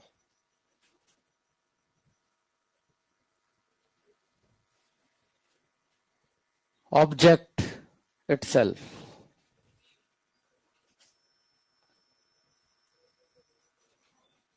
दो आंसर होंगे इसमें। बताया था, दो केस बताए थे, एक पोल और एक सेंटर। वेरी गुड, बस तो हो गया, फिर तो कर लिया। पहले तो इमेज निकाल लो, इसकी कहां पर आ रही है इमेज, लेंस की कहां पर आ रही है, लेंस की image 1/v minus 1/u equal to 1/f से कितनी आ रही है 60। अब ये इमेज 60 पर आ रही है और हम चाहते हैं कि लाइट रे रिट्रेस करे, क्योंकि तभी ऑब्जेक्ट पर बनेगी। तो 60 पर बने और हम चाहते हैं लेंस पे परपेंडिकुलर जाए, तो दो केस होता है इसमें, है ना। पहला केस तो ये होगा कि हम उसको इमेज को कहां बना दे, मिरर के सेंटर ऑफ कर्वेचर, यानी कि यहां से जो लाइट रे जाएगी ना, उसको सेंटर ऑफ कर्वेचर पे भेज दे। सेंटर ऑफ कर्वेचर पे भेजने से क्या होगा, परपेंडिकुलर करेगी, और परपेंडिकुलर करेगी तो वापस रिट्रेस हो जाएगी। बोलो यस और नो। और अगर सेंटर पे भेजा तो ये डिस्टेंस सेंटर की होगी 20, और ये ऑब्वियस इमेज की तो 60 आ ही रही है, तो डी कितना आ गया 40। और दूसरा केस और होता है, कहां पर बना दे इमेज को, वेरी गुड, पोल पे बना दें। पोल पे बनाने से भी क्या होता है, रिट्रेस तो नहीं होता, बट वो सिमेट्रिकली ऐसे कैसे आएगी नीचे से, वापस से कहां पर आ जाएगी रेज, वापस वहीं आ जाएंगी ऑब्जेक्ट पर, तो फाइनल इमेज कहां बन जाएगी ऑब्जेक्ट। तो यानी कि दूसरा केस क्या है, सेकंड केस, कि इमेज को कहां बना दे, पोल पर। पहला था सेंटर पे बना दो, दूसरा पोल पर। तो इस केस में तो इमेज पोल पर ही बना दी, यानी डी की वैल्यू क्या हो गई 6। कोई शक इसमें किसी को? चलो बहुत अच्छे। तो अपन अब बात करते हैं क्वेश्चंस। यहां देख रहे हो सारे क्वेश्चंस बिल्कुल वही, कुछ लग रहा है यहां पे अलग जैसा? नहीं, बस फॉर्मूले का अंतर है ना, माइनस का प्लस, प्लस का माइनस। तो अपन बात कर लेते हैं फटाफट से वेलोसिटी की, वो भी हम एक बार जल्दी से देख लेते हैं। उसके बाद कुछ एक्स्ट्रा चीजें हैं यहां पर, पावर ऑफ लेंस और displacement method, cutting of lens वगैरह वगैरह, सिल्वरिंग ऑफ लेंस, वो सब चीजें देखेंगे। तो लिखो वेलोसिटी ऑफ इमेज।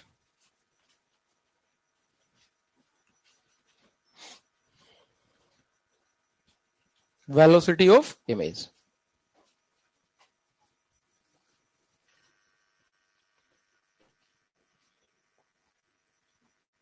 ये भी बिल्कुल सेम फॉर्मूला होने वाला है वेलोसिटी ऑफ इमेज का, इसलिए मैं इसको जो है क्विकली लिख देता हूं।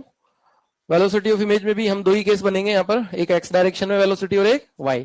एक्स डायरेक्शन हम किसको मानते हैं, जैसे ये लेंस है तो प्रिंसिपल एक्सिस को अपन क्या मान लेते हैं एक्स, और वाई हो जाएगा ये वाला। और ओरिजिन किसको मानेंगे, ऑप्टिकल सेंटर को। तो यहां पर जैसे कोई ऑब्जेक्ट रखा है ना, पॉइंट ऑब्जेक्ट, ये image of point object, obvious सी बात है पॉइंट ऑब्जेक्ट की बात हो रही है। मिरर में भी पॉइंट ऑब्जेक्ट की बात की थी हमने। तो इसका एक्स कोऑर्डिनेट क्या होता है बताओ जल्दी से। इसकी यहां से जो डिस्टेंस होगी u, वही इसका एक्स कोऑर्डिनेट होगा, और इसकी जो हाइट होगी वही इसका वाई कोऑर्डिनेट होगा। यस और नो।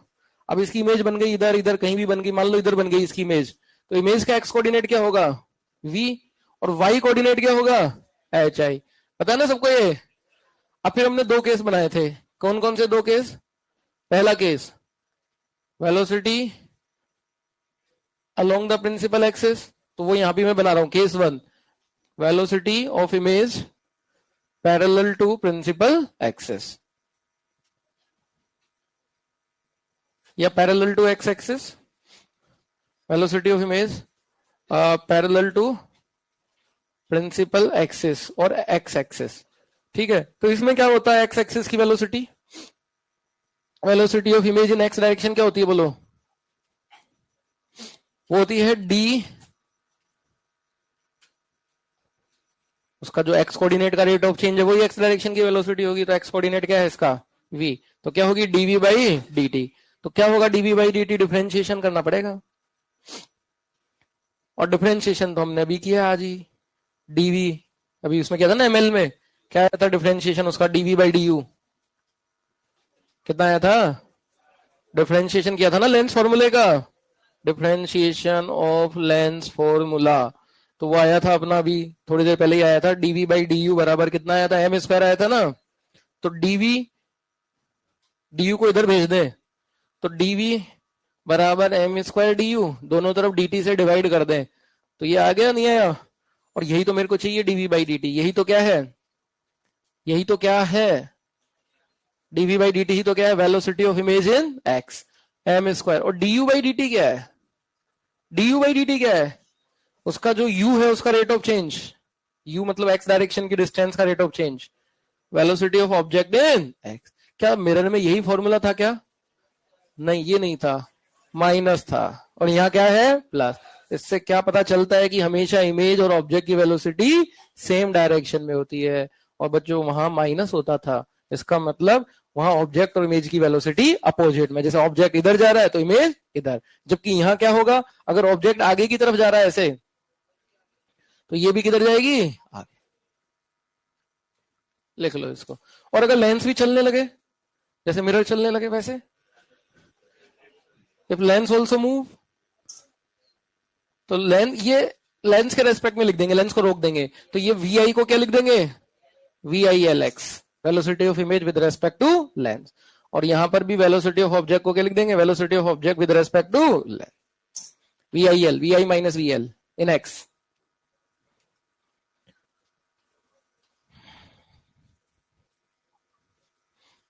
तो सब कुछ सेम ही है, बस minus plus L X, V O L X, क्या होता है ओ एल एक्स,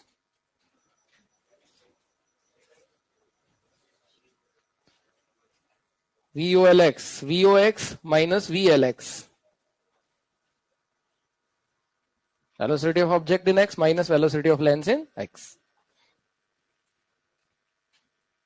ये थोड़े हाई लेवल के नोटेशंस हैं। चलो केस 2, तो उसको भी फटाफट से लिख देते हैं, ये तो वैसे टॉपिक पढ़ाने का है ही नहीं, ये तो वो मैंने सोचा कि बता देता हूं, नहीं तो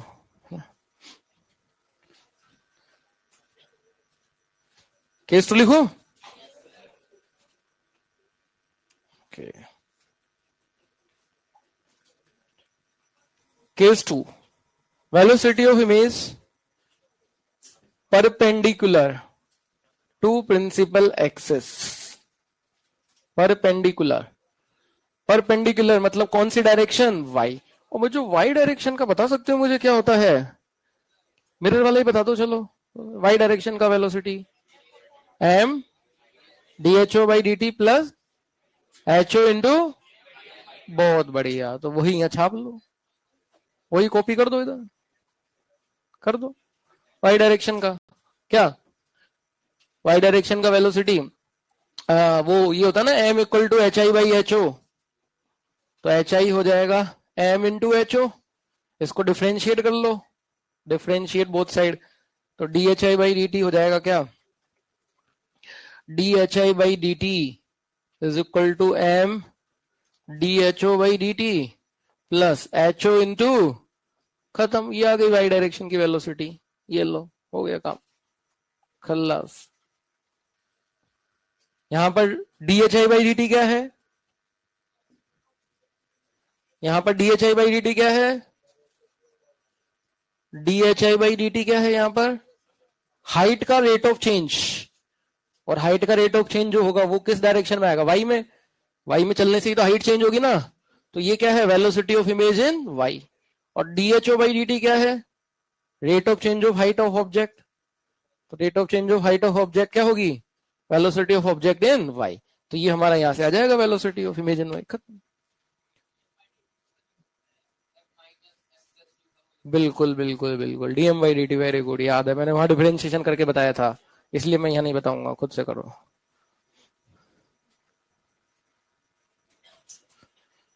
वैसे मैंने ये भी बताया था 99% केस में ये वाला टर्म क्या होता है?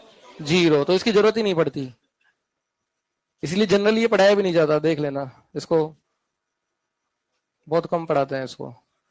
ठीक है, अभी मैं जनरल पूरा लिख दिया इसलिए, बाकी डिफरेंशिएशन मैंने बता रखा है करके, डीएम बाई डी टी है ना। और वैसे भी वो याद तो करना नहीं है, डिफरेंशिएशन आता है तो कर लेंगे, नहीं आता तो कोई बात नहीं। जय राम जी की। चलो,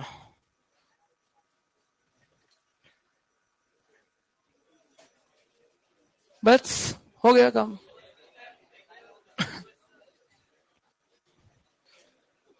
ठीक है, अब हम पढ़ेंगे कुछ एक्स्ट्रा चीजें। देखो, ज्यादा चू चपट नहीं क्या करो पहले भी समझाया है। हाँ। देखो, पावर ऑफ द लेंस, क्या? पावर ऑफ द,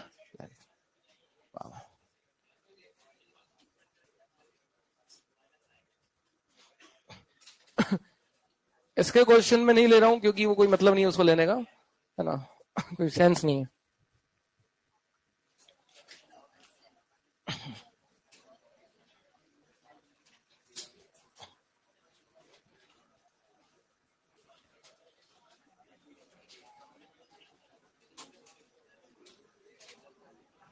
देखो बच्चों, पावर का मतलब है एबिलिटी टू कन्वर्ज और diverge.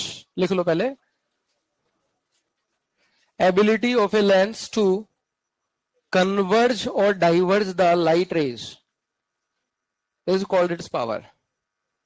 Ability to converge or diverge the light rays. Ability to converge or diverge the light rays by a lens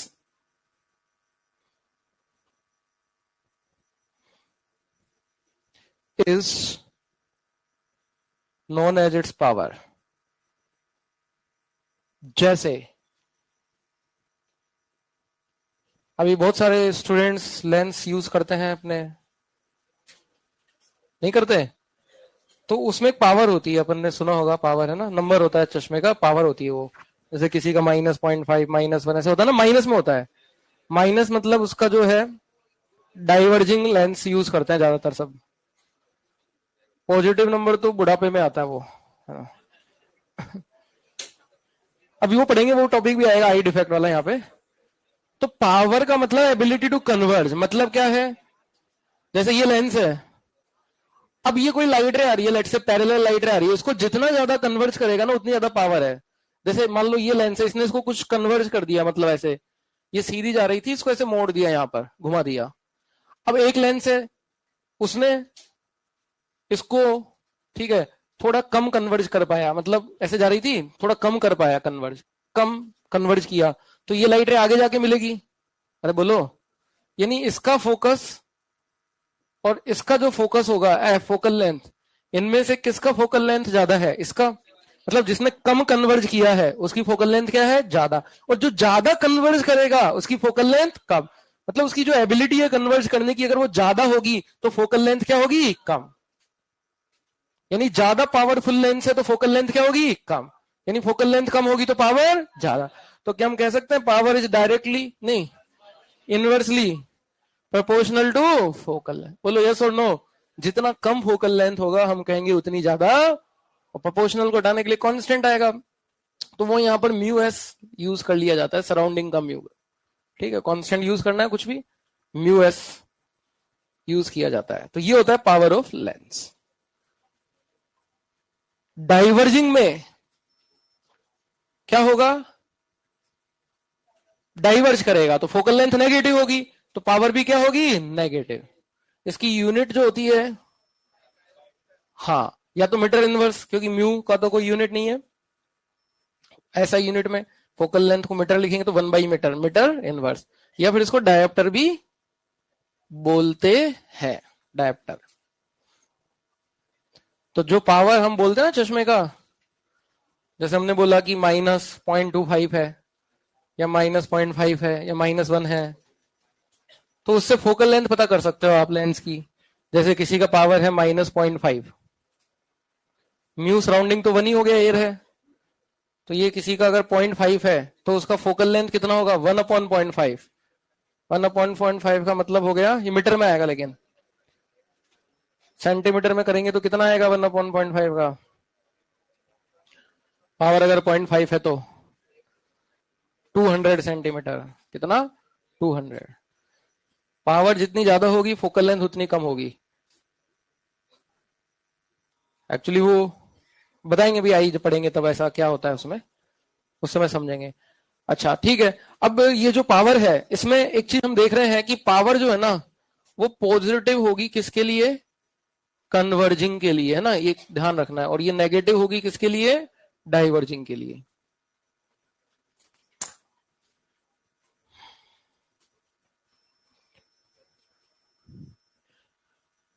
जैसे lens में power होती है, डिफाइन की जाती है ना, ऐसे मिरर में भी पावर डिफाइन की जाती है। वो उस समय हमने बताया नहीं क्योंकि इसकी जरूरत थी नहीं वहां पर, अभी पड़ेगी जरूरत, इसलिए मैं अभी बता रहा हूं। पावर ऑफ मिरर, देखो अभी इसको यूज करेंगे पावर को, जब हम कॉम्बिनेशन ऑफ लेंस पढ़ेंगे वहां पर इसका यूज होगा। बाकी वो जो है आई डिफेक्ट को हटाने के लिए वो पावर चाहिए, उसमें यूज होगा। पावर ऑफ मिरर क्या होती है, देखो पावर ऑफ मिरर, मिरर की पावर भी वही है, एबिलिटी टू कन्वर्ज और डाइवर्ज।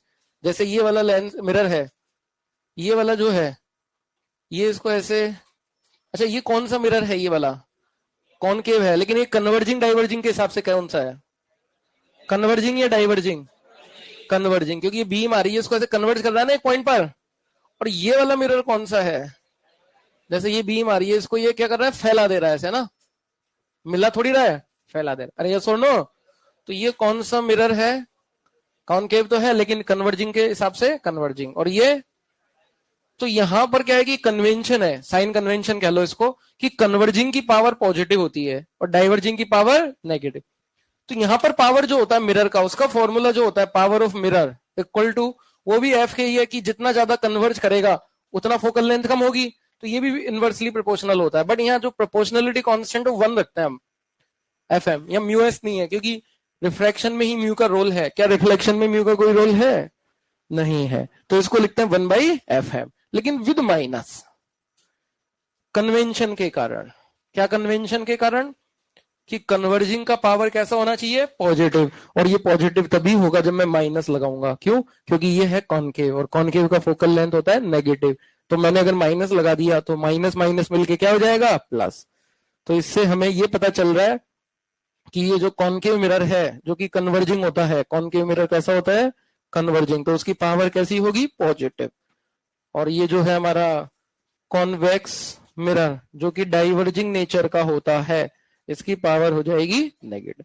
तो मिरर के लिए -1/F, एम मतलब मिरर के लिए है वो, है ना।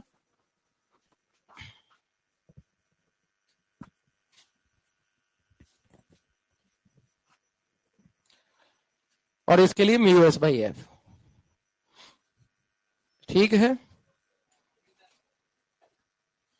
किस बात के लिए,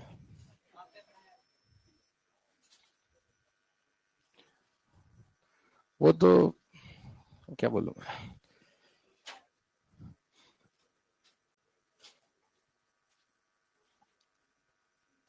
तो अब हम पढ़ेंगे इसके बाद नेक्स्ट कॉम्बिनेशन, उसमें इसका यूज होगा लेंस, लिखें कॉम्बिनेशन ऑफ लेंस। क्या, हाँ, अच्छा बेटा कल भी बताया था, मुझे याद है, परसों बताया था, मेरे को याद है, बताया था तो नहीं बताया था। लिख लो कॉम्बिनेशन ऑफ लेंस, ठीक है, उसको पढ़ेंगे हम नेक्स्ट क्लास में। शीट मेरे को दे दो एक, कोई,